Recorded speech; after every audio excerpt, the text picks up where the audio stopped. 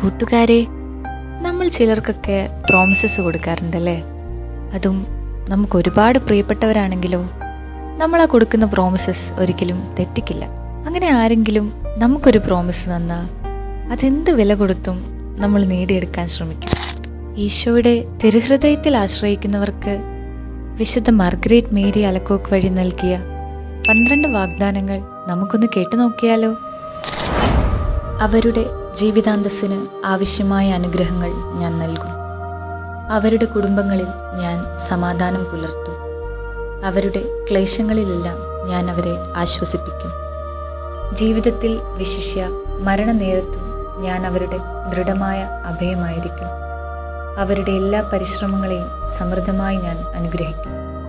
പാപികൾ എൻ്റെ ഹൃദയത്തിൽ കാരുണ്യത്തിൻ്റെ അതിരറ്റ ഒരു സമുദ്രത്തെ ദർശിക്കും. മന്ദഭക്തർ തീക്ഷ്ണതയുള്ളവരാകും. തീക്ഷ്ണതയുള്ള ആത്മാക്കൾ അതിവേഗം മഹാപരിപൂർണതയിലേക്ക് നീങ്ങിക്കൊണ്ടിരിക്കും. എൻ്റെ ഹൃദയത്തിൻ്റെ ഒരു ചിത്രം വെച്ച് വണങ്ങുന്ന ഭവനങ്ങളെ ഞാൻ ആശീർവദിക്കും. കഠിന ഹൃദയങ്ങളെ സ്പർശിക്കാനുള്ള ശക്തി ഞാൻ പുരോഹിതർക്ക് നൽകും.